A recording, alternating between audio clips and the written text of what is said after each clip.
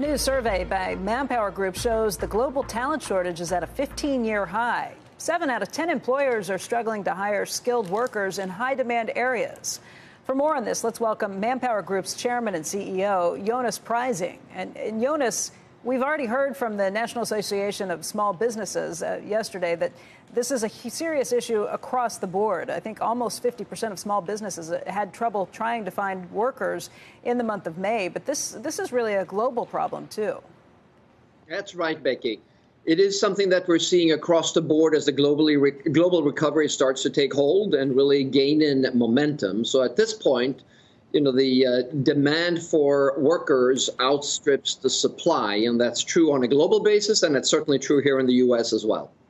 So what's the problem? I mean, if this goes back 15 years, I was trying to figure out what was happening 15 years ago that led to such a shortage of workers, because when it comes to the small businesses, these are the highest levels they've ever seen in terms of having trouble.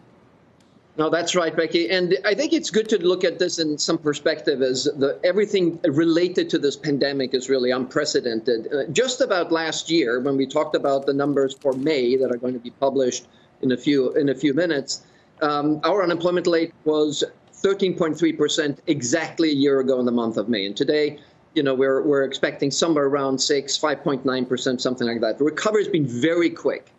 And the downturn, we lost more jobs in 3 months of the first months of the pandemic than we lost during the first 2 years of the global recession. So with that comes, of course, a recovery of the labor market that's unusual as well. And the reasons the shortages are so strong is that the economic recovery for businesses is stronger than we had anticipated. The vaccination rates are going up.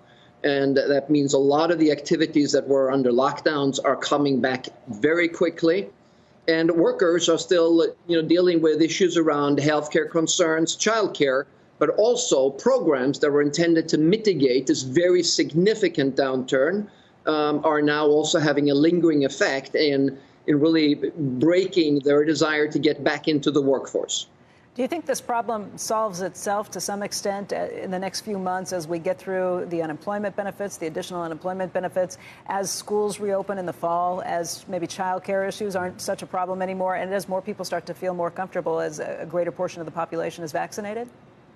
That's right. I think this is something that is an anomaly and that will work itself out. And, by the fall, we should be back to seeing behavior in labor markets that would be consistent with what we would be expecting, so we can predict, what the evolution is going to be.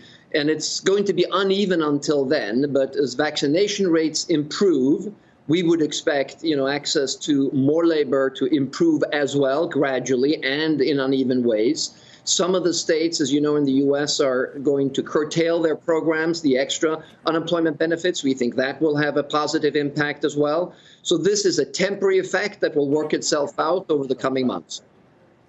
So is this just a big never mind, or is there something that workers actually need to be doing? No, the workers, I think not workers, I should say, employers. Well, employers are doing a lot of things differently, and you've seen a number of companies come out with new wage limits, and they're moving their wages up. Many employers are working on one-time hiring bonuses, referral schemes to encourage friends and family to get engaged with them as an employer, and of course a lot of efforts in terms of retaining the workers that they have, so that they don't go to other employers that are really scrambling to find new workers.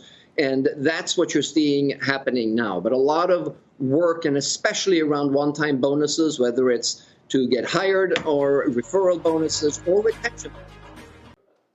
Shepard Smith here. Thanks for watching CNBC on YouTube.